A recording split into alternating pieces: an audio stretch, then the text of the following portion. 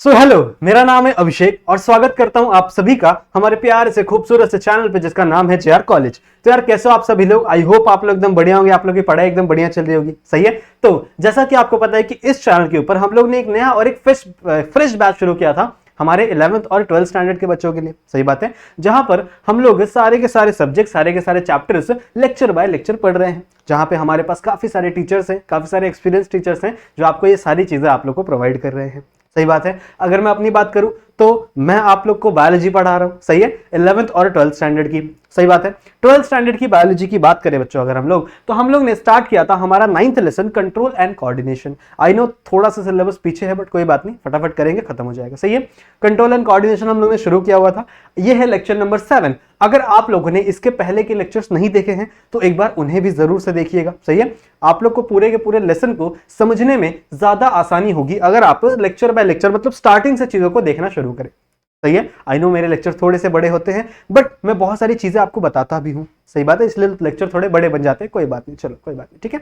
तो आज हम लोग क्या स्टार्ट करें। देखो लास्ट वाले लेक्चर से हम लोग ने ब्रेन स्टार्ट किया हुआ है। ब्रेन के मैंने आप लोगों को काफी सारी चीजें बताई हुई हैं कि ब्रेन के कितने पार्ट्स होते हैं, ब्रेन में कौन कौन सी चीजें होती है। मैंने आपको बताया था ना, ब्रेन में 3 पार्ट होता है ब्रेन का, एक fore brain, mid brain, hind brain. सही है। फिर उसके भी और बहुत सारे पार्ट्स बताए थे। फिर मैंने आपको डायग्राम बना के सिखाया था, इंटरनल स्ट्रक्चर सिखाया था डायग्राम का। और उसके बाद हम लोग ने फंक्शन स्टार्ट किया हुआ था कि कौन कौन से पार्ट का क्या क्या फंक्शन है। हम लोग ने नीचे से शुरू किया था, मेडुला का फंक्शन समझा था, पॉन्स का फंक्शन समझा था, मिड ब्रेन का फंक्शन समझा था। सही है। तो आई गेस लास्ट वाले लेक्चर तक हम लोग ने मिड ब्रेन का फंक्शन खत्म कर दिया था। सही है। तो बेसिकली आज हम लोग कुछ चीजें समझेंगे। सही है। ब्रेन स्टेम के बारे में थोड़ा सा समझेंगे और उसके बाद हम लोग जाएंगे अपने सेरिब्रम वाले टॉपिक पे। देखो सेरिब्रम सबसे बड़ा पार्ट है हमारे ब्रेन का। हमारे ब्रेन के 3 पार्ट है, एक फोर ब्रेन, मिड ब्रेन और हाइंड ब्रेन। तो फोर ब्रेन में भी 2 चीजें आती है ना, एक आपका सेरिब्रम और एक डायंसेफेलॉन। तो फोर ब्रेन में भी सबसे बड़ा कौन सा है आपका, दैट इज नथिंग बट यार सेरिब्रम। और आपके ब्रेन में भी एक्चुअल में सबसे बड़ा पार्ट है आपका सेरिब्रम। ऑलमोस्ट 80% जो पोर्शन है वो आपका ब्रेन का, वो सिर्फ और सिर्फ सेरिब्रम ही कंसिस्ट करता है। सही बात है। तो सेरिब्रम को भी देखेंगे, थोड़ी सी बड़ी क्लास हो सकती है शायद। सही है। तो उसे भी हम लोग समझेंगे कौन कौन से पार्ट होते हैं, कहां कहां होते हैं, उसके अंदर कौन से सेंटर होते हैं, क्या क्या फंक्शन होता है, सब देखेंगे आज के इस लेक्चर में। तो लेक्चर के एंड तक बने रहना। लेक्चर को लाइक जरूर से करेंगे आप सभी लोग, ठीक है। नए आए हैं चैनल पे, सब्सक्राइब जरूर से करके जाएंगे। आपके एग्जाम के लिए बहुत मेहनत कर रहे हैं हम लोग, ठीक है, ताकि आपका एग्जाम बहुत अच्छा जाए, आपको चीजें ज्यादा समझ में। सही है। तो लाइक और सब्सक्राइब जरूर से आप सारे के सारे बच्चे करेंगे। समझ में ये बात, ठीक है। तो चलो स्टार्ट करते हैं। लेक्चर स्टार्ट करने से पहले एक और बात बता दूं आप लोग को कि अगर आप लोग ने अभी तक हमारे एप्लीकेशन को डाउनलोड नहीं किया है जिसका नाम है जेआर ट्रेडर्स के एप्लीकेशन, अगर आप लोगों ने नहीं किया है तो कर लेंगे, ठीक है। प्ले स्टोर के ऊपर से जाएंगे, वहां पे सर्च करेंगे, वहां पे आप लोग सर्च करेंगे यही जेआर ट्रेडर्स, तो आपको वहां पे फर्स्ट रैंकिंग पे एप्लीकेशन मिल जाएगी। उसे डाउनलोड करना, रजिस्टर करना है आपको। बहुत सारे बेनिफिट है आपको। एक तो पहली बात फ्री ऑफ कॉस्ट एप्लीकेशन है। सही है। उसके बाद आप लोग को बहुत सारे नोट्स मिलने वाले हैं। सही है, मिल ही रहे होंगे। उसके बाद वहां पे आप लोगों को क्वेश्चन पेपर्स मिलेंगे जो कि मैं खुद बनाने वाला हूं, तो वो भी आप लोगों को एंड ऑफ तक मिल जाएंगे, जनवरी तक मिल जाएंगे। मैं प्रिपेयर करूंगा आप लोग को। सही है। वो चीजें आप लोगों को हो जाएंगी। अगर आपको कोई डाउट होता है, कोई भी आप लोग को कोई डाउट है, तो आप मेरे इंस्टाग्राम पे आ सकते हो, ठीक है। बहुत सारे बच्चे वहां पे आते हैं, मुझसे बातें करते हैं। कोई भी उनको डाउट होता है तो मुझसे पूछते हैं, मैं उनको आंसर करता हूँ। सही है। तो वहां पे अच्छी सी कम्युनिकेशन चलती रहती है। कमेंट बॉक्स, कमेंट सेक्शन में भी आप पूछ सकते हैं अपने डाउट, पर वहां पे मुझे रिप्लाई देना, क्योंकि मुझे नोटिफिकेशन नहीं आती कमेंट सेक्शन की जल्दी। तो आप अच्छा होगा कि अगर आप इंस्टाग्राम पे आके वहां पे मुझे मैसेज कर दे, ठीक है, चलेगा। तो चलो स्टार्ट करते हैं आज का ये लेक्चर। देखो लास्ट वाले लेक्चर में आई गेस जहां तक मुझे याद है हम लोग ने मिड ब्रेन खत्म किया था। सही है। मिड ब्रेन के हम लोग ने कुछ पार्ट्स पढ़े थे। यहाँ पे मिड ब्रेन के यहाँ पे कुछ पार्ट्स थे। ठीक है। उसके बाद हम लोग ने पढ़ा था कि कौन सी चीजें रिफ्लेक्स करती हैं किसके, आपकी आंखों को और आपकी हियरिंग को। 2 चीजें पढ़ी थी ना हम लोग ने। फिर यहाँ पे हम लोग ने एक पढ़ा था कि यहाँ पे एक पोर्शन होता है जिसको हम लोग सब्सटेंशिया नाइग्रा बोलते हैं। सही है। जिससे आगे चल के क्या रिलीज होता है, डोपामिन रिलीज होता है। डोपामिन नहीं, अगर डोपामिन किसी पर्सन के अंदर नहीं रिलीज होगा तो उससे एक बीमारी हो जाएगी जिसको हम लोग पार्किंसन डिजीज बोलते हैं। सही है। तो ये सब छोटी छोटी बातें हम लोगों ने कर रखी थी हमारे लास्ट लेक्चर में। अच्छा, इस लेक्चर में बच्चों हम लोग चलो स्टार्ट करते हैं अपने नए टॉपिक से। आज हमें पढ़ना है बच्चों सबसे पहला topic, that is reticulate activating system. ठीक है। Reticulate activating system, that is RAS बोलते हैं इसको, रास सिस्टम। अब ये होता क्या है, आ जाओ एक फ्रेश पेज लेते हैं और समझते हैं कि आखिरकार ये RAS वाला सिस्टम होता क्या है। देखो अभी तक हम लोग ने क्या पढ़ा है ब्रेन में, हम लोग ने पढ़ा है कि मान लो ये है आपका, दिस इज योर मेड्यूला। सही है। फिर मेड्यूला के ऊपर क्या रखा हुआ है, मेड्यूला के ऊपर यहां पे रखा हुआ है आपका पॉन्स वाला रीजन। सही है। फिर पॉन्स वाले रीजन के ऊपर क्या रखा हुआ है, यहाँ पे आपका मिड ब्रेन रखा हुआ है। सही है। यहाँ पे आपका मिड ब्रेन रखा हुआ है। तो ये क्या हो गया, दिस इज योर मेड्यूला सही बात है। उसके बाद ये वाला रीजन कौन सा है, ये आपका पॉन्स वेरुलाe है, सही बात है। और ये है आपका mid brain, this is the mid brain. अब इन सबके फंक्शन हम लोग ने किए हैं। याद करो लास्ट वाले कुछ लेक्चर्स में मैंने आपको बताया था कि आपके ब्रेन में, यहां पे मान लो दिस इज योर ब्रेन, ऐसा ब्रेन है जो मिड ब्रेन के ऊपर रखा हुआ रहता है ना, ऐसा कुछ रखा हुआ रहता है मिड ब्रेन के ऊपर। तो यहाँ पे आपके ब्रेन में बहुत सारे यहाँ पे न्यूरॉन्स पड़े थे। तो ये आपके ब्रेन में बहुत सारे न्यूरॉन्स पड़े थे, और ये सारे के सारे न्यूरॉन्स की जो सेल बॉडी होती है ना बच्चों, वो एकदम एज पे पड़ी होती है। इसीलिए आपका जो ब्रेन है उसका जो एज वाला पोर्शन है, सबसे एज वाला पोर्शन है, वो ऐसे ग्रे कलर का दिखता है, ऐसा दिख रहा है। आई होप आप लोगों को ये ग्रे कलर दिख रहा होगा। अगर नहीं दिख रहा तो इमेजिन करो कि जो सबसे साइड वाला हिस्सा है, ये जो सबसे साइड वाला हिस्सा है ना, ये कौन से कलर का दिखता है, ग्रे कलर का दिखता है। ठीक है, नहीं दिख रहा कोई बात नहीं, अभी आप लोग इतना इमेजिन करो कि ये वाला जो एकदम साइड वाला पोर्शन है ये ग्रे कलर का दिखता है। मैंने आपको पढ़ाया था ग्रे मैटर। ग्रे मैटर मतलब क्या, जहां पे सेल बॉडीज के ग्रुप पड़े हो, ठीक है, जहां पे भी सेल बॉडीज के क्या पड़े हैं, ग्रुप पड़े हैं, वो ग्रे मैटर है। सही बात है। तो यहां पे देख रहे हो, ये भी आपका क्या है, ग्रे मैटर है। क्यों भैया, ये भी आपका ग्रे मैटर है, क्यों, क्योंकि यहां पे भी सेल बॉडीज के बहुत सारे ग्रुप्स पड़े हैं, और इन सेल बॉडीज के जितने भी ग्रुप्स है ना, वो यहाँ पे एक थैलेमस होता है, थैलेमस के थ्रू यहां तक आते हैं, नीचे आते हैं। सही है, ऐसे नीचे नीचे नीचे आते हैं। सही है। तो ये जितने भी एक्सॉन्स हैं नीचे आ रहे हैं, एक्सॉन्स के ग्रुप को सेंट्रल नर्वस सिस्टम में क्या कहते हैं, मैंने लास्ट लेक्चर में बताया है। एक्सॉन्स के ग्रुप को जो कि सेंट्रल नर्वस सिस्टम में पड़े हैं, उन्हें हम लोग ट्रैक्ट कहते हैं बच्चों। ठीक है, उन्हें हम लोग क्या बोलते हैं,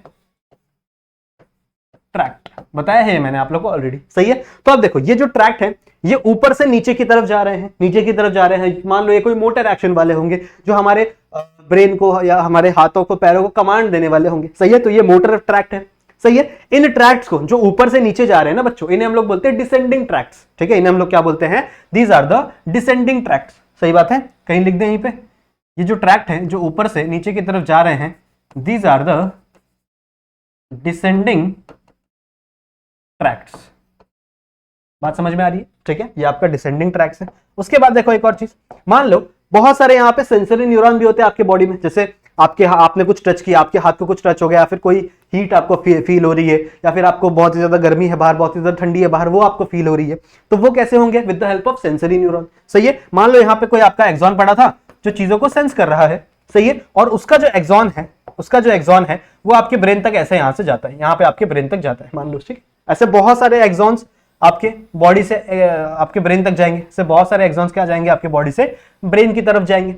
सही है। ये जो नीचे से ऊपर एक्सॉन जा रहे हैं, इन्हें हम लोग क्या बोलते हैं, ये भी मैंने आपको बताया हुआ है, these are the ascending tracts.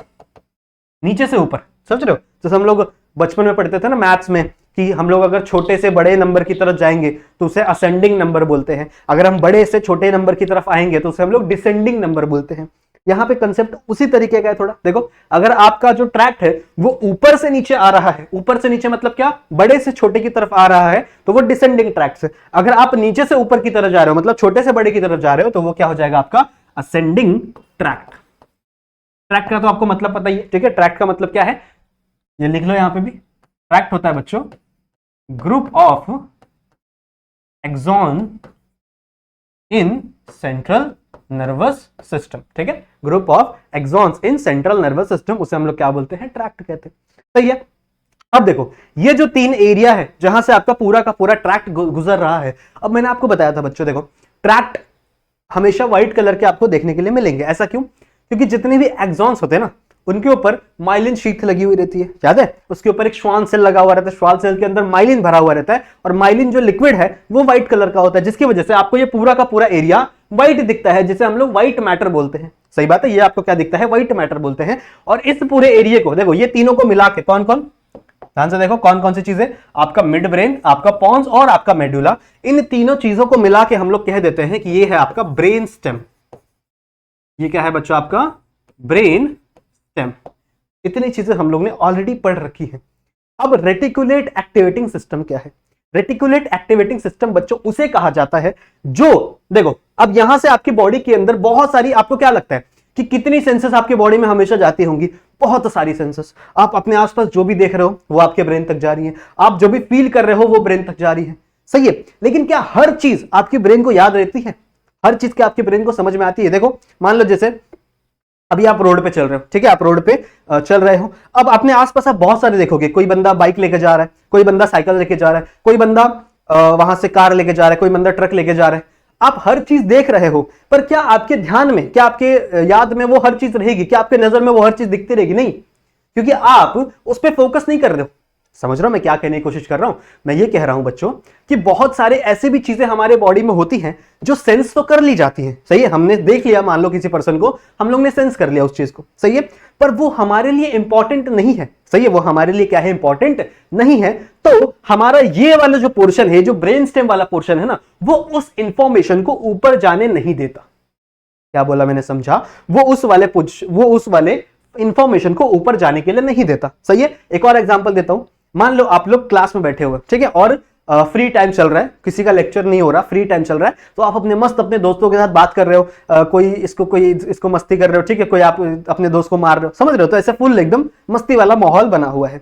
अब मान लो अचानक से गेट पे आपकी टीचर आ जाती है, ठीक है, अब सारा का सारा क्लास शांत हो गया क्योंकि उन्होंने टीचर को देख लिया, पर आप शांत नहीं हुए क्योंकि आपका वहां पे ध्यान ही नहीं गया, समझ रहे हो, आपका वहां पे ध्यान ही नहीं गया, आप अभी भी मस्ती कर रहे हो, समझ रहे हो। तो आपके ब्रेन को इंफॉर्मेशन मिली है, आपके ब्रेन को इंफॉर्मेशन मिली है आपके सराउंडिंग से, पर आपके ब्रेन के लिए, मतलब समझ रहे हो, इन सारी चीजों को ये लग रहा है कि आपके ब्रेन के लिए इंफॉर्मेशन इतनी यूजफुल नहीं है, तो वो इन ट्रैक से उनको ऊपर भेजने से मना कर देता है, समझ रहे हो, इन चीजों को उसको ऊपर भेजने से मना कर देता है। इसी को हम लोग बच्चों कहते हैं रास, यानी आपका क्या है, RAS, that is your reticulate activating system, समझ रहे हो, मतलब आपके बॉडी में, आपकी जो बॉडी है, वो जो यूजफुल इंफॉर्मेशन आपके बॉडी को लगती है, वही चीजें क्या करेगा, आपके ब्रेन तक भेजेगा, और जो यूजफुल नहीं लगती उस चीज को क्या करेगा, ऊपर तक नहीं भेजेगा, समझा?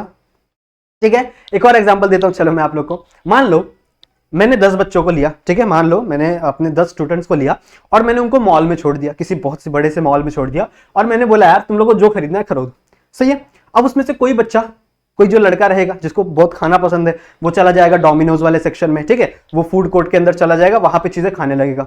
कोई लड़की होगी, वो बोलेगी चलो भैया मैं तो ज़ारा के कपड़े खरीदूंगी, H&M के कपड़े खरीदूंगी, सही है, तो वो कपड़े खरीदने में चली जाएगी।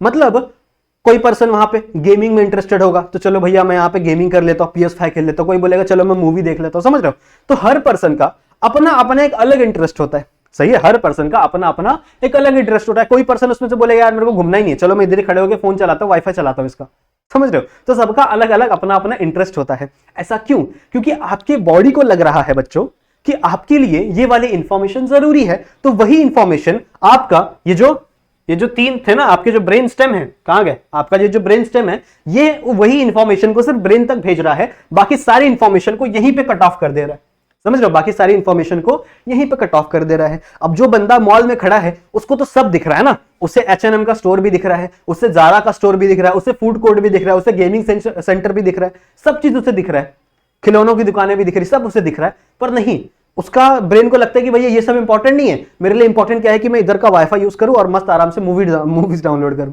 समझ रहे हो, कुछ चीजें और डाउनलोड करूं, फोन चलाऊं।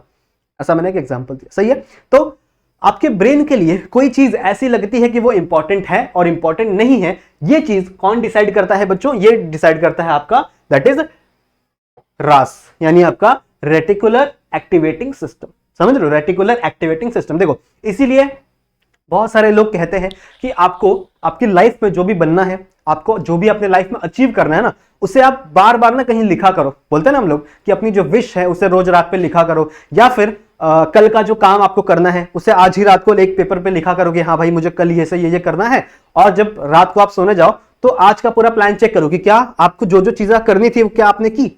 ऐसा क्यों हम लोग बोलते हैं? ऐसा इसलिए बोलते हैं बच्चों, ताकि आप अपने ब्रेन को बार बार वो चीजें बता रहे हो कि आपके लिए क्या जरूरी है, समझ रहे हो, आपके इस राज को बता रहे हो कि क्या जरूरी है, जिसकी वजह से आपका ब्रेन उस फील्ड में ज्यादा सोच सकेगा, समझ रहे हो। ब्रेन को लगेगा कि हाँ भाई ये इंफॉर्मेशन, मेरे को फ्यूचर में ये बनना है तो ये चीज मेरे लिए ज्यादा जरूरी है, तो आपका ब्रेन उस हम लोग बोल सकते हैं उस डायरेक्शन में ही ज्यादा फंक्शन करेगा, समझ रहे हो। इसीलिए ये चीज बहुत ज्यादा इंपॉर्टेंट हो जाती है। तो समझ में आया क्या होता है रेटिकुलर एक्टिवेटिंग सिस्टम? समझ में आया? एक बार पढ़ लो मैंने क्या क्या लिखा है यहाँ पे। द ब्रेन, ध्यान से सुनो, द ब्रेन स्टेम, अभी जो मैंने बताया ब्रेन स्टेम में कौन कौन सी चीजें होती है, एक आपका मेडुला, एक आपका पॉन्स और एक आपका मिड ब्रेन, ये तीनों चीजों से आपका ब्रेन स्टेम बनता है।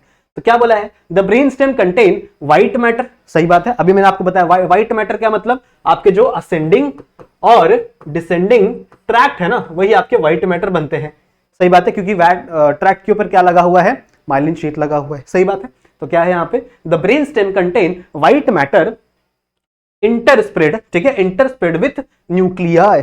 अच्छा, न्यूक्लियाई क्या होता है, देखो ध्यान से सुनो, न्यूक्लियाई क्या होता है, मैंने आपको बताया है न्यूक्लियाई का मतलब होता है, न्यूक्लियाई का मतलब होता है ग्रुप ऑफ सेल बॉडीज, सही है, ग्रुप ऑफ सेल बॉडीज, सही है। इसका मतलब क्या है कि ये कह रहा है आपके इस व्हाइट मैटर पे थोड़े थोड़े न्यूक्लियाइज भी प्रेजेंट होंगे, मतलब थोड़े थोड़े ऐसे ग्रे कलर के सेक्शन भी प्रेजेंट होंगे। मान लो कुछ ग्रे कलर का सेक्शन यहां प्रेजेंट है, कुछ ग्रे कलर का सेक्शन यहां प्रेजेंट है, कुछ ग्रे कलर का सेक्शन यहां प्रेजेंट है, सही है। अब ये भी मैंने आपको पढ़ाया है, याद करो, मैंने आपको पढ़ाया था मेडुला वाले टाइम पे कि मेडुला में बहुत सारे सेंटर प्रेजेंट होते हैं। कौन कौन से, हिकअपिंग के सेंटर होते हैं, स्नीजिंग के सेंटर होते हैं, रेस्पिरेशन के सेंटर होते हैं, सही है, आपका जो हार्ट बीट होता है उसके सेंटर होते हैं। तो ये सब सेंटर किसके वजह से होते हैं, बिकॉज ऑफ दिस न्यूक्लियाई, समझ रहे हो। तो ये न्यूक्लियाई यहाँ पे कहां प्रेजेंट है, आपके इस पूरे के पूरे व्हाइट मैटर में प्रेजेंट है, बीच बीच में कहीं कहीं प्रेजेंट है। याद करो, पॉन्स में मैंने आपको बताया था कि दो सेंटर होते हैं जो रेस्पिरेशन को क्या करते हैं, कंट्रोल करते हैं, सही है।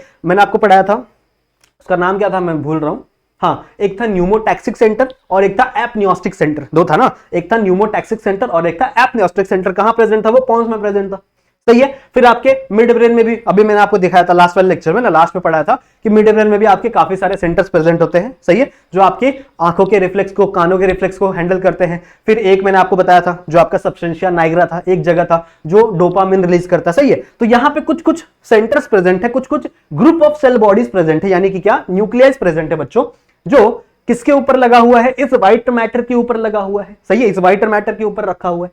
तो वही चीज यहां पे लिखी हुई है, देखो, और कुछ नहीं, और कुछ नहीं है, वही चीज यहां पे लिखी हुई है, डरना बिल्कुल भी नहीं है, ठीक है। तो क्या बोला मैंने, the brain stem contain white matter, ठीक है, जो आपका ब्रेन स्टेम है वो क्या कंटेन करता है बच्चों, व्हाइट मैटर करता है, और उसके ऊपर इंटरस्प्रेडेड, उसके ऊपर कुछ चीजें स्प्रेडेड है, क्या स्प्रेडेड है, विथ न्यूक्लियाई, ठीक है, उसके ऊपर क्या प्रेजेंट है बच्चों, न्यूक्लियाइज प्रेजेंट है। न्यूक्लियाई मतलब क्या, grey matter. Why it is grey matter, because it is a group of cell bodies, सही बात है।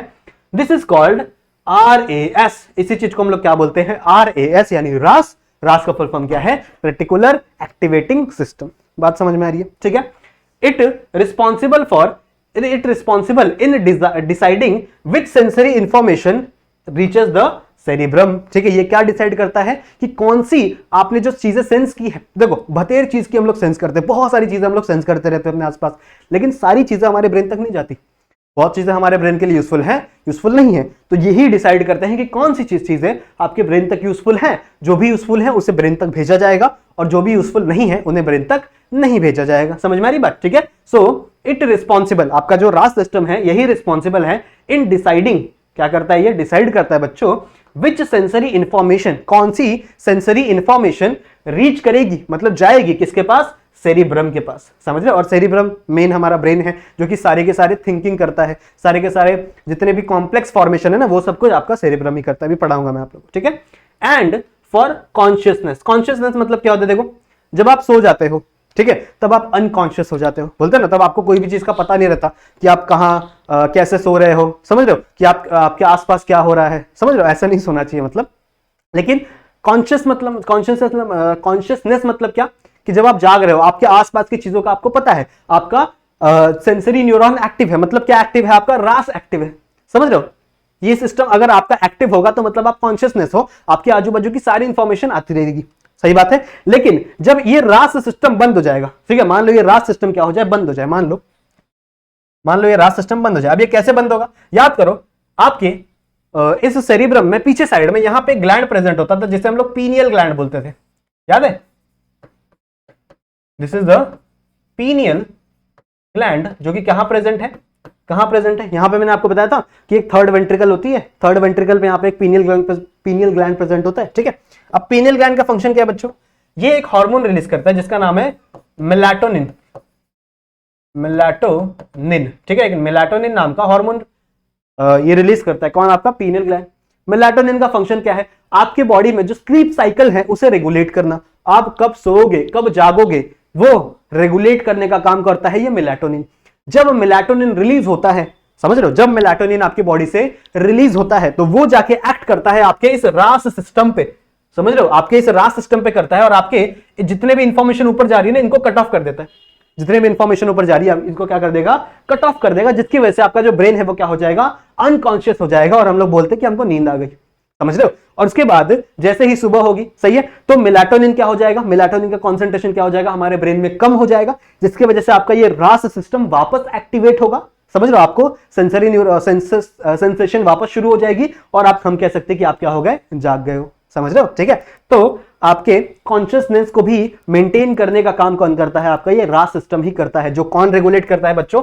मेलाटोनिन रेगुलेट करता है। मेलाटोनिन कौन सिक्रीट करता है? आपका पीनियल ग्लैंड सिक्रीट करता है।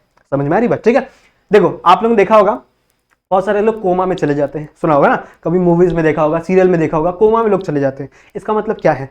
कोमा में जाने का मतलब यही है बच्चों कि उनका ये जो रास सिस्टम है, ये जो कहते हो जितने भी ट्रैक्ट ऊपर जा रहे हैं, चीजें आ रहे हैं, ये इनएक्टिव हो चुका है, ये फंक्शन नहीं कर पा रहा, समझ रहे हो? ये फंक्शन नहीं कर पा रहा, जिसके वजह से क्या होगा कि आपकी कोई भी इंफॉर्मेशन ऊपर नहीं जाएगी, तो आप अनकॉन्शियस ही रहोगे, वहां पे पड़े रहोगे अनकॉन्शियस, आपको कुछ नहीं पता चलेगा।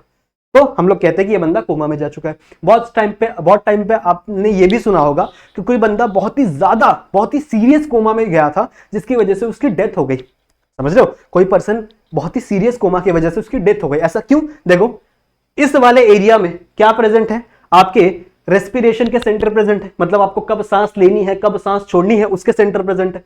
कहां पे? आपके रास वाले एरिया में। लेकिन जब आपका रास वाले एरिया कंप्लीटली अगर शट डाउन हो गया, पूरी तरीके से ये एरिया क्या हो गया? शट डाउन हो गया, तो आपके रेस्पिरेशन का सिग्नल जाना ही बंद हो जाएगा, और अगर आप सांस ही नहीं लोगे, रेस्पिरेशन ही नहीं लोगे, तो डेथ होना तो निश्चित है ना, समझ रहे हो? ठीक है, तो आपका रास सिस्टम इतना ज्यादा इंपॉर्टेंट है आपके बॉडी के लिए। क्लियर है? समझ में आ गया? ये समझ में आ गया? ठीक है, तो चले नेक्स्ट स्टेप पे चलते हैं। नेक्स्ट आप लोगों को पढ़ना है बच्चों थैलेमस के बारे में।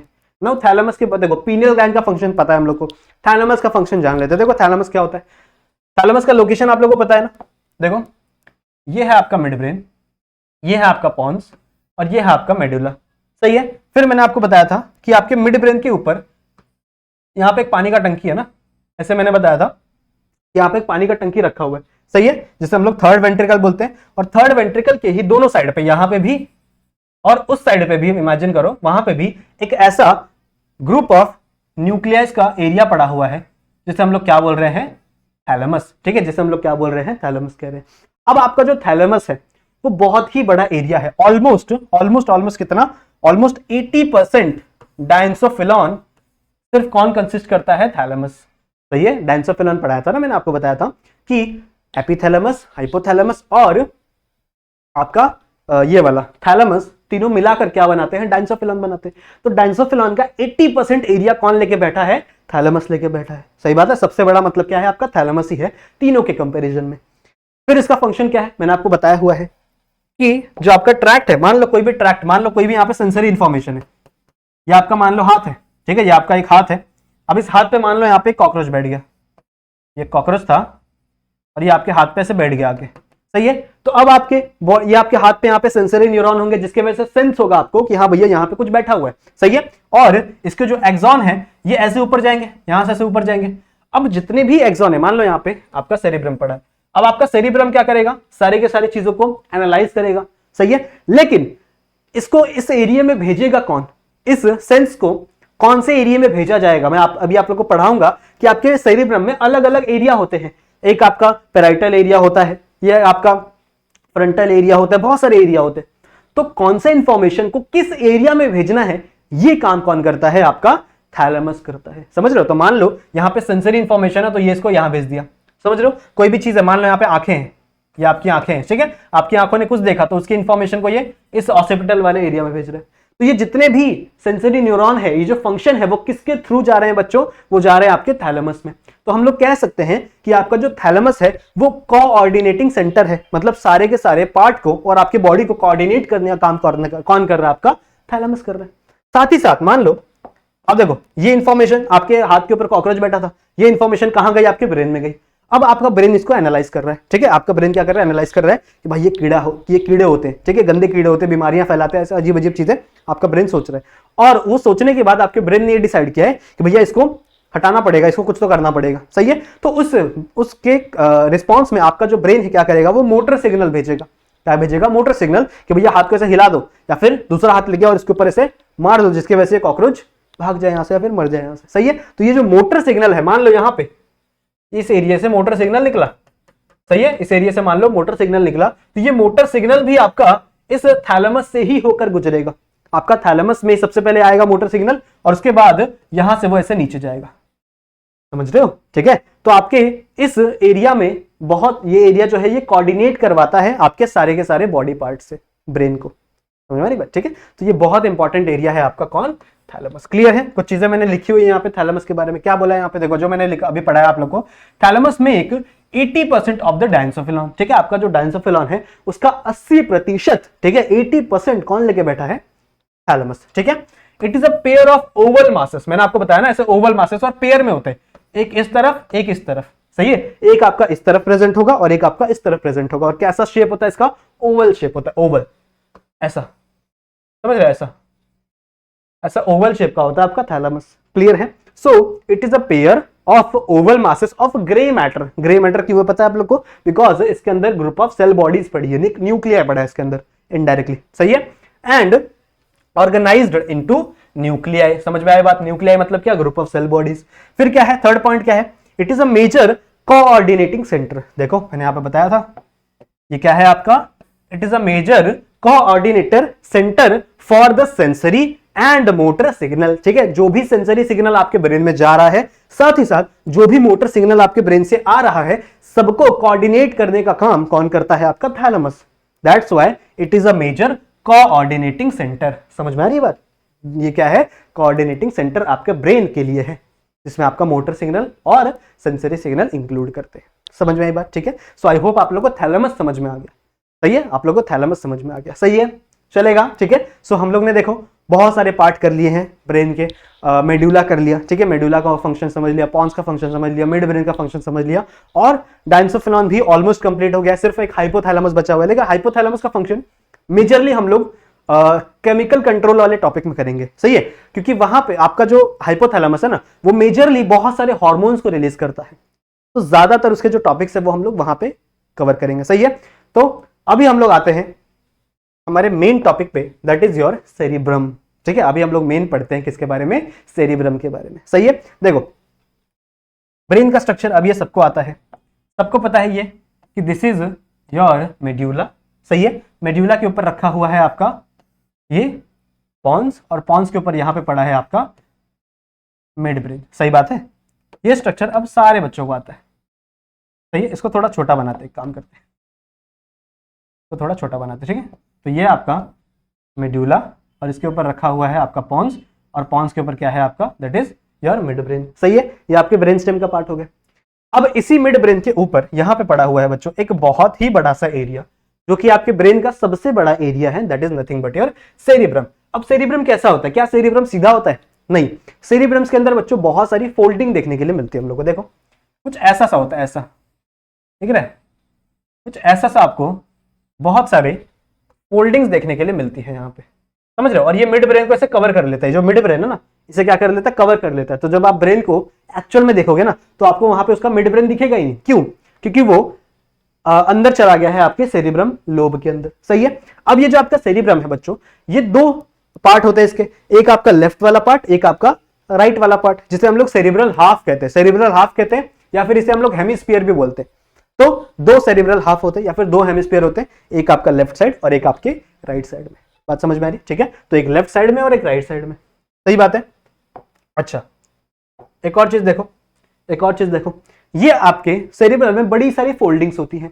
नाउ इतनी सारी फोल्डिंग्स की क्या जरूरत है आपके सेरिब्रम में? देखो आपके सेरिब्रम में बहुत सारे न्यूक्लियाई है, ठीक है, और सारे के सारे न्यूक्लियाई किससे बने हुए हैं? न्यूरॉन से बने हुए हैं। मतलब आपके ब्रेन में बहुत सारे न्यूरॉन्स डालने हैं हमें, पर इतने न्यूरॉन्स के लिए जगह नहीं है, समझ लो, इतने न्यूरॉन्स के लिए यहाँ पे जगह नहीं है, जिसकी वजह से हमको क्या करना पड़ रहा है बच्चों? फोल्डिंग करनी पड़ती है। जैसे देखो हमारा जो स्मॉल इंटेस्टाइन होता है, पता है स्मॉल इंटेस्टाइन 2.2 मीटर लंबा होता है, समझ लो, 1 मीटर, 2 इतना तो लंबा इंसान नहीं होता, समझ लो, 2.2 मीटर लंबा होता है आपका स्मॉल इंटेस्टाइन।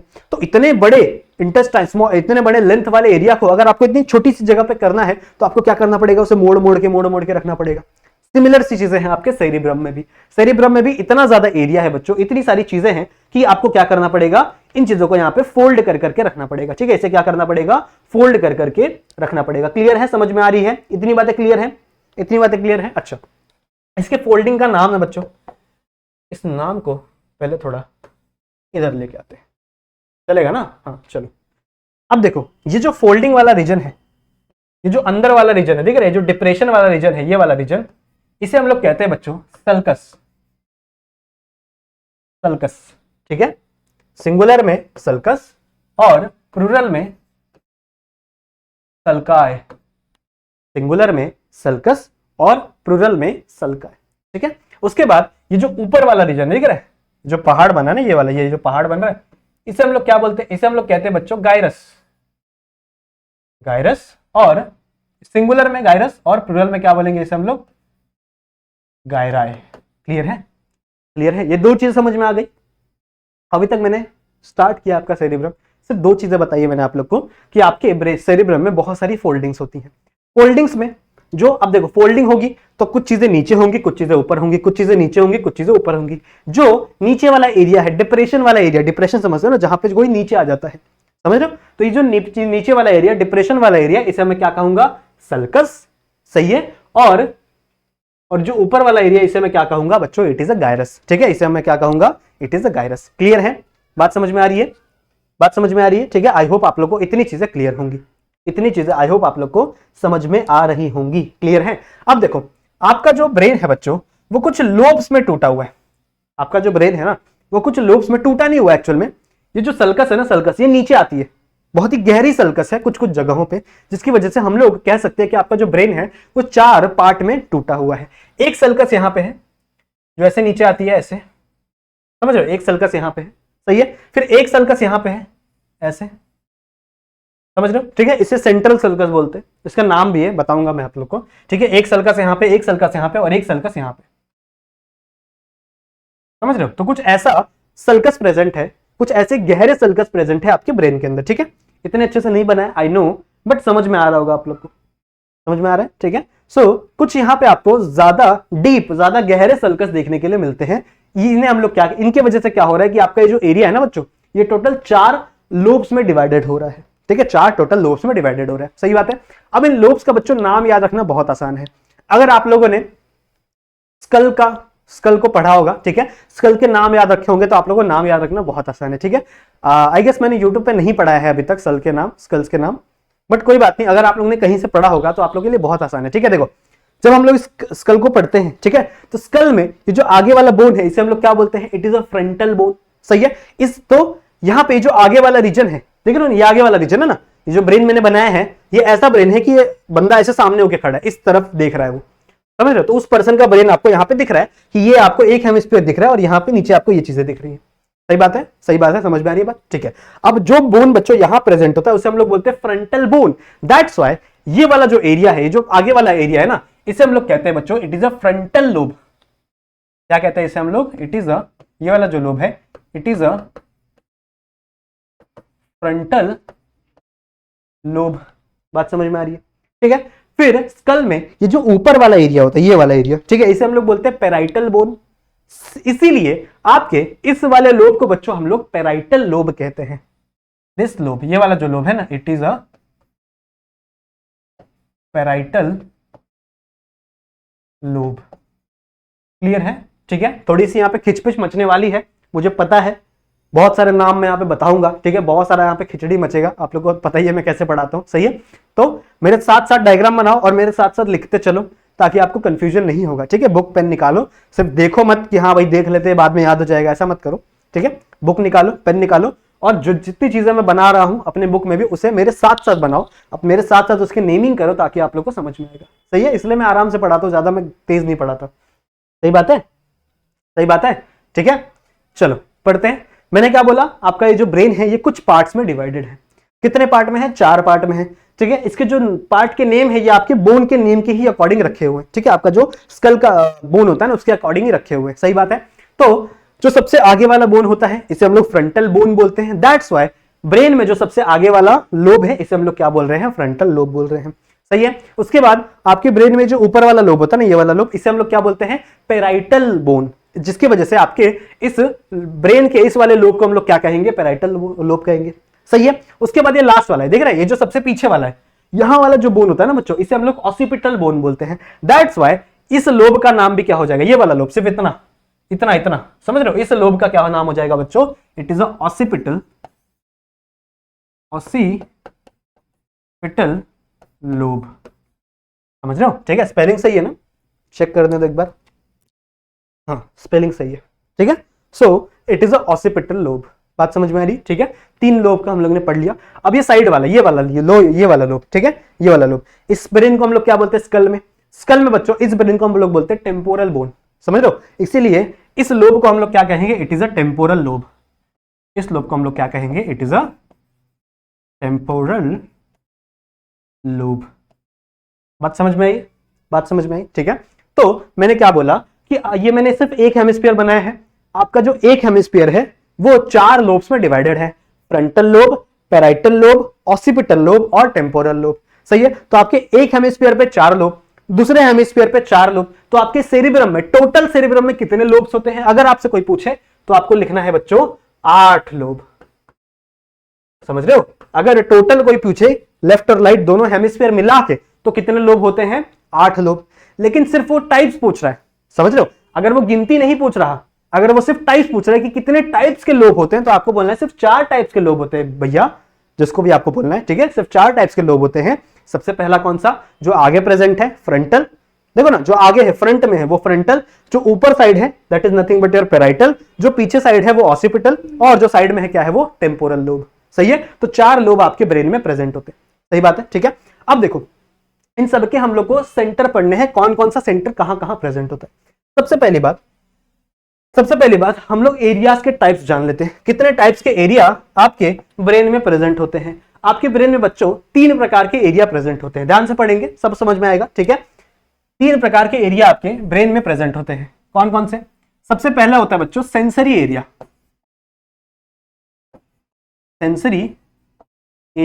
ठीक है। इसका फंक्शन क्या है, सेंसरी एरिया का फंक्शन ये है कि जो भी चीजें आप सेंस कर रहे हो आपके बॉडी में, आपके ब्रेन में, आप ब्रेन में तो नहीं, आपके बॉडी में, हाथ पैर में, आंखों में, जितनी भी चीजें आप सेंस कर रहे हो ना, उन सब सेंसरी जो इंफॉर्मेशन है वो इस एरिया में जाएगा, समझ रहे हो, ठीक है। तो आपके ब्रेन में जितने भी सेंस के एरिया है उसे हम लोग क्या कहेंगे, वो आपका सेंसरी एरिया है, सही है।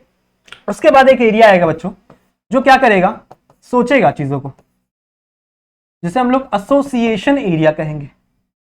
एसोसिएशन एरिया मतलब ऐसा एरिया बच्चों जो चीजों को सोचेगा, चीजों को थिंक करेगा, समझ रहे हो, उसे हम लोग क्या बोलते हैं, it is nothing but your association area. And the last is the motor area.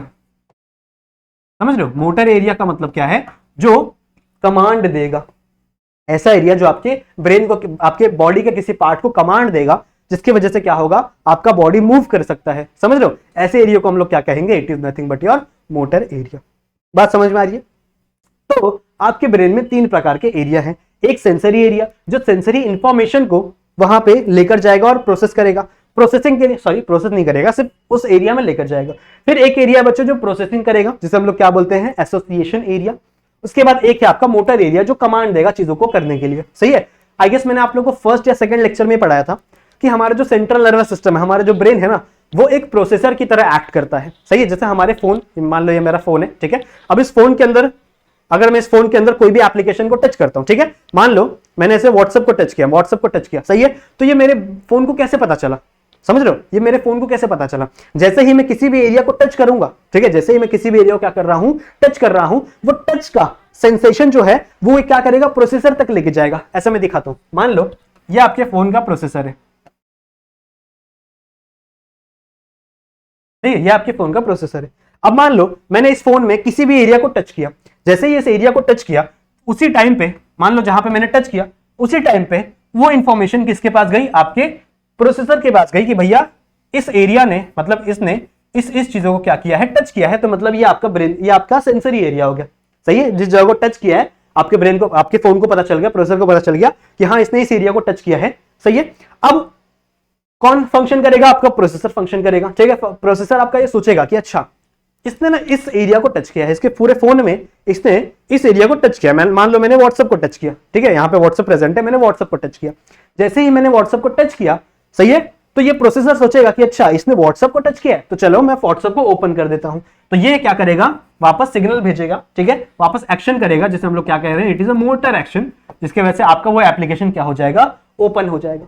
सही है, तो ये इतनी चीजें होती है। सबसे पहले सेंस होगा, सेंस करने के बाद उस इंफॉर्मेशन को आपके प्रोसेसर को भेजा जाएगा, और प्रोसेसर से फिर आपका प्रोसेसर क्या करेगा भैया, कमांड देगा कि ये चीजें आपको करनी है। सही है, ये चीजें क्या करनी है, आपको करनी है, जिसके वजह से आपका फोन वो चीजें करेगा।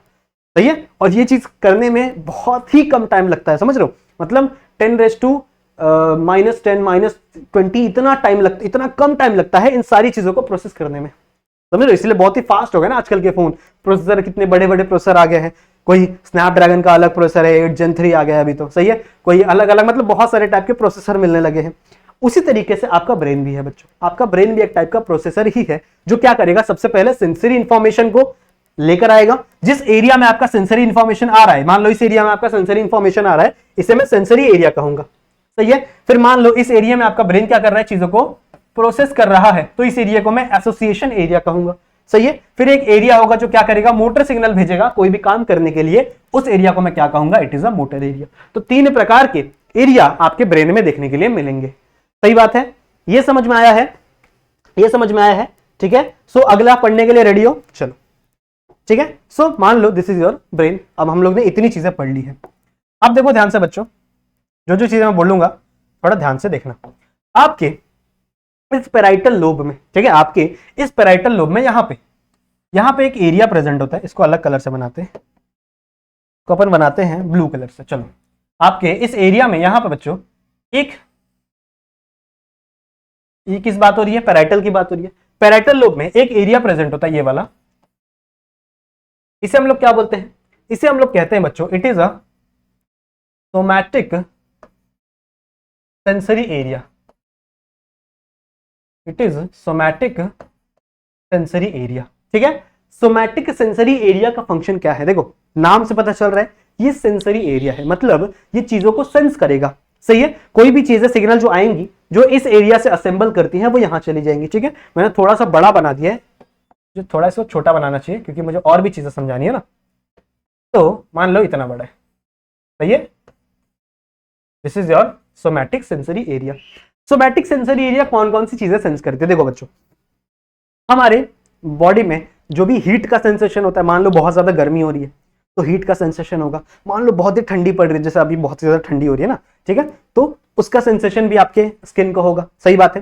फिर मान लो कोई प्रेशर लग रहा है, मैं ऐसे दबा रहा हूं, चिमटी काट रहा हूं आपको ऐसे पकड़ के, सही है, तो उसका जो सेंसेशन है, वो सारा का सारा सेंसेशन कहां जाएगा बच्चों, इस सेंसरी एरिया में जाएगा। सही है, समझ रहे हो, कोई भी आपको टच कर रहा है, कुछ भी कर रहा है, प्रेशर लग रहा है, टेम्परेचर है, उन सारे सबका सेंसेशन कहां जाएगा, इस सोमैटिक सेंसेशन एरिया में जाएगा। मान लो यहां पे किसी का हाथ है, वही वाला एग्जांपल, यहां पे कॉकरोच बैठ गया बच्चों, ठीक है। अब ये कॉकरोच का आपके स्किन पे बैठा है, तो ये आपको टच कर रहा है, सही है। इस टच की वजह से ये जो सिग्नल है, यहां पे कोई सेंसरी एरिया प्रेजेंट होगा, सेंसरी न्यूरॉन प्रेजेंट होगा, और वो सिग्नल लेकर जाएगा ऐसे ऐसे ऐसे, और कहां पहुंच जाएगा, वो इस एरिया में पहुंच जाएगा।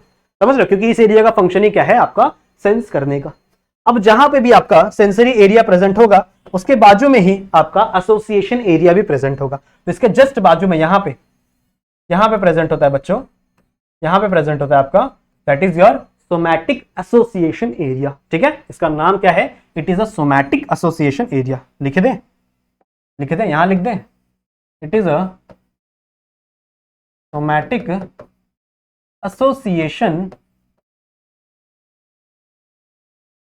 एरिया।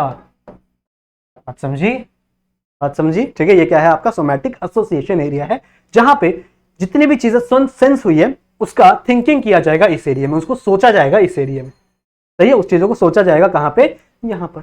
बात समझ में आ रही है, सही है। और इसके जस्ट यहां पे इस साइड में यहां पे आपके फ्रंटल बोन में प्रेजेंट होता है आपका मोटर एरिया। अब ये सबसे बड़ा मोटर एरिया आपके पूरे ब्रेन का, और आपके ब्रेन में ना अलग अलग सेंसरी एरिया होता है, पर बेसिकली एक ही मोटर एरिया होता है। ज्यादातर आपके ब्रेन में एक ही मोटर एरिया प्रेजेंट होता है। सही बात है, ठीक है। यहां पे this is the main motor area. बात समझ में, ठीक है। तो आपने जो भी सेंस किया, जो भी टेम्परेचर को सेंस किया, हीट को सेंस किया, प्रेशर को सेंस किया, फिर किसी टच को सेंस किया, उन सबका सिग्नल कहां जाएगा, इस सोमैटिक सेंसरी एरिया में जाएगा। फिर जैसे सेंसरी एरिया में गया, मान लो आपको किसी ने टच किया, सही है, फिर ये उसका जितनी भी चीजें इंफॉर्मेशन है वो कहां जाएगा, आपका एसोसिएशन एरिया में जाएगा। एसोसिएशन एरिया में सोचा जाएगा भैया ये जो टच कर रहा है पर्सन, या ये अच्छा पर्सन है या ये बेकार पर्सन है, टच करने के इन्फ्लुएंस में कहीं इसने मुझे मार तो नहीं दिया, कुछ ऐसी चीजें तो नहीं कर दी, तो वो चीज आपका एनालाइज कौन करेगा, आपका ब्रेन एनालाइज करेगा, ठीक है। अगर मान लो उसने आपको मार दिया है, सही है, तो फिर ये बोलेगा कि भैया नहीं नहीं मारा गया है, तो अभी भी हमको भी क्या करना पड़ेगा, उसे मारना पड़ेगा। तो ये क्या करेगा, यहाँ पे से न्यूरॉन लगा होगा और ये किसको भेज देगा, आपके मोटर न्यूरॉन को। मोटर न्यूरॉन क्या करेगा, एक्शन लेगा, सही है, और यहां से एक न्यूरॉन निकलेगा, ये जाएगा आपके हाथ की तरफ और वो भी क्या करेगा, उसे खींच के, समझ रहे हो, ठीक है। सो ऐसा आपका ब्रेन क्या करता है, फंक्शन करता है। क्लियर है, बात समझ में आई, बात समझ में आई, ठीक है। This is the function of one area, एक एरिया के फंक्शन मैंने बताए हैं। उसके बाद एक और सुन लो, एक और बात तो सुन लो, ठीक है।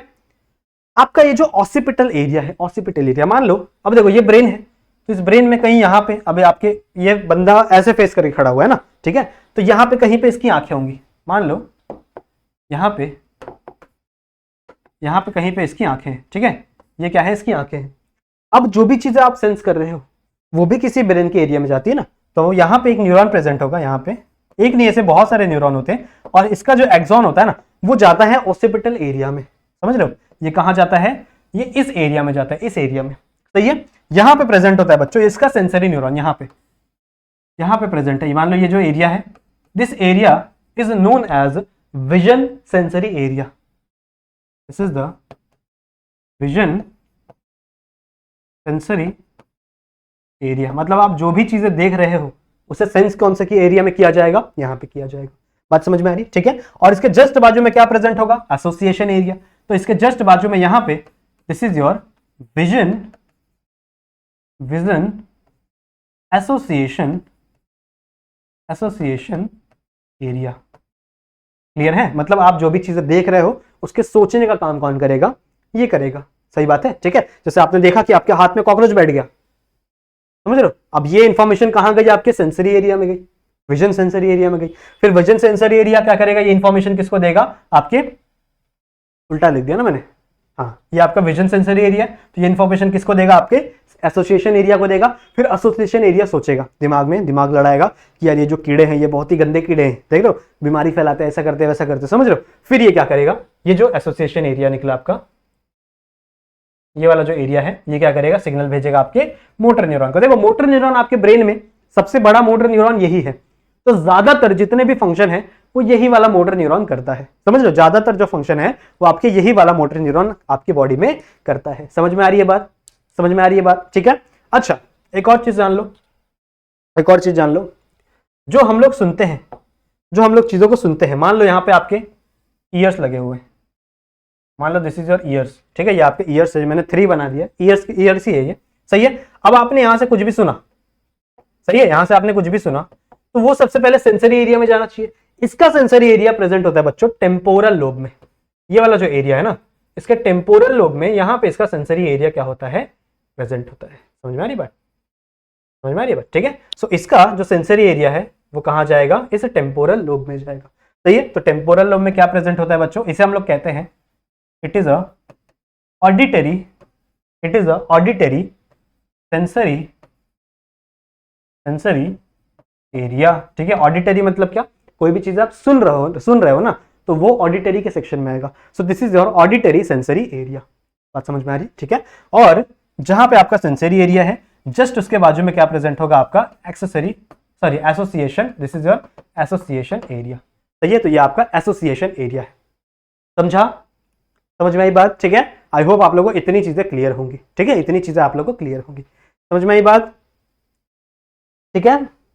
ओके चलो, और कुछ चीजें बतानी है मेरे को कुछ चीजें बतानी है। देखो यहाँ पे आपका ये जो मोटर एरिया होता है, ये जो बड़ा वाला मोटर एरिया होता है ना, इस मोटर एरिया के यहाँ पे, अच्छा एक काम करता हूँ, इसको मैं थोड़ा सा रफ करता हूँ, ठीक है। आप लोग एक काम करो, इसका स्क्रीनशॉट ले लो फटाक से, और इसको अपने बुक में बनाना है आप लोग को। और भी कुछ मुझे बताना है, थोड़ा खिचपिच ना हो जाए, इसलिए इसका एक बार फटाक से स्क्रीनशॉट ले लो। ले लिया, चलो आगे बढ़ते हैं। अब देखो मैं यहाँ पे कुछ चीजें मिटा रहा हूँ, ये सब लाइनें में मिटा रहा हूँ, ये सब मिटा रहा हूं, ठीक है, इसे रहने देते हैं, ठीक है। चलो इतनी चीजें मैंने यहाँ पे मिटा दी। आप ध्यान से सुनो, ध्यान से सुनो, ठीक है। आपका ये जो मोटर एरिया है, इस मोटर एरिया में बच्चों स्पेसिफिकली यहाँ पे नीचे के साइड एक ऐसा ओवल शेप का एक एरिया प्रेजेंट होता है, एक ओवल शेप का एरिया प्रेजेंट होता है बच्चों, जो हेल्प करता है आपके बोलने में। मान लो आपके दिमाग में कोई थिंकिंग आ रही है, आपने कुछ सोचा कि यार मैं इस पर्सन को कुछ बोलता हूँ, इसकी तारीफ करता हूँ, सही है, ये बहुत अच्छा गाना गाता है या बहुत अच्छा डांस करती है, तो इसकी मैं तारीफ कर देता हूँ, सही है। तो जो भी चीज आपने सोचा अब वो जाएगी आपके लिप्स पे, सही है। जब आपके लिप्स का मूवमेंट होगा तभी आप क्या कर पाओगे, चीजों को बोल पाओगे ना, एक वर्ड को बोल पाओगे। वैसे तो आवाज तो यहीं से निकलती रहती है आपके गले से, लेकिन वो गले को वो आवाज को मॉडिफाई कौन करता है, आपका लिप्स करता है, आपके लिप्स के मूवमेंट करता है, सही है। तो आपके लिप्स के मूवमेंट को कौन कंट्रोल करता है, ये व्हाइट कलर का एरिया जो आपके मोटर एरिया के बाजू में प्रेजेंट है, सही है। तो ये मोटर देखो क्या कर रहा है, ये मूवमेंट को कंट्रोल कर रहा है। So it is also a kind of a motor area also, ठीक है, it is also kind of a motor area only. समझ में आ रही बात, ठीक है। इसे हम लोग कहते हैं बच्चों, this area is known as, it is a Broca's speech area. समझ रहे हो, इससे हम लोग क्या कहते हैं, it is a Broca's speech area and it is nothing but your motor area only. ये आपका मोटर एरिया ही है, ध्यान से देखो, ये आपका मोटर एरिया ही है बच्चों, सही है। ये आपका मोटर एरिया ही है जो क्या कर रहा है, सिग्नल दे रहा है, किसको, आपके लिप्स को सिग्नल दे रहा है, जिसकी वजह से आप कोई चीजें बोल पा रहे हो।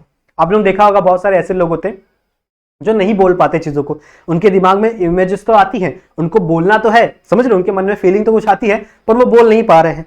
इसका मतलब क्या है कि उनका ये जो ब्रोका स्पीच एरिया है या तो खराब हो चुका है या तो अंडर डेवलपिंग है। इसका बेस्ट एग्जांपल है बच्चों, बच्चे जो छोटे बच्चे होते हैं ना, ठीक है, 1 साल के 2 साल के जो छोटे बच्चे होते हैं, देखो उनको समझ में आती चीजें बहुत सारी, ठीक है, उनको पता है कि यार ये चीजें हैं, ये मेरी मम्मी है, ये मेरे पापा है, बट वो सही से नहीं बोल पाते, ब्या ब्या ब्या करते रहते हैं। ऐसा क्यों?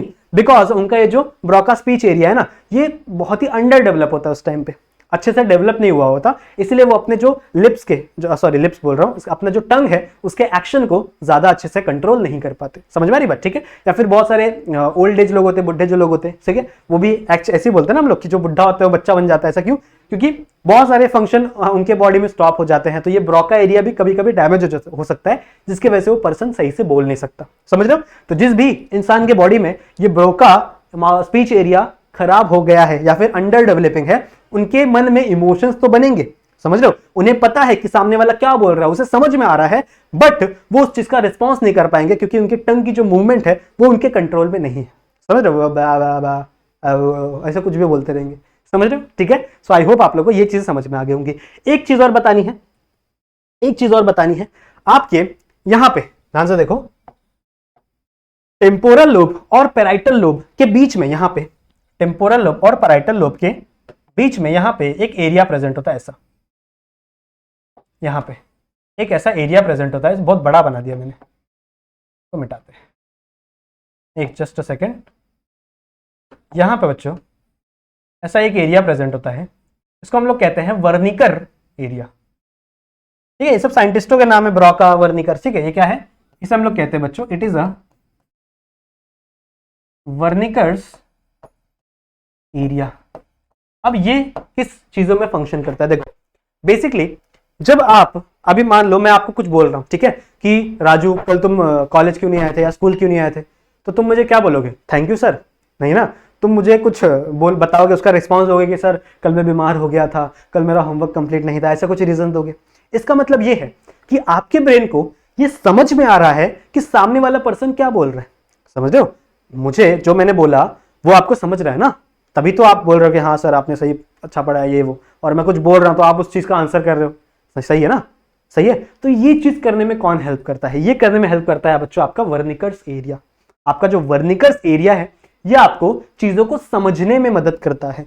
अगर सामने वाला पर्सन कुछ बोल रहा है और वो मुझे समझ में आ रहा है और मैं उसके रिस्पॉन्स में आंसर दे पा रहा हूं, तो ये सिर्फ और सिर्फ हो पा रहा है बच्चों वर्निकर्स एरिया की वजह से, समझ रहे हो, ठीक है। अगर आपका वर्निकर्स एरिया खराब हो चुका है, किसी भी पर्सन का अगर वर्निकर एरिया खराब हो चुका है, तो वो सामने वाले की बात नहीं समझ पाएगा, सामने वाला कुछ बोलेगा वो रिप्लाई कुछ देगा, समझ रहे हो, वो कुछ और बोलेगा या कुछ और रिप्लाई देगा, ऐसा सीन हो सकता है अगर आपका वर्निकर एरिया अंडर डेवलप है, या फिर हम लोग बोल सकते हैं कि खराब हो चुका है।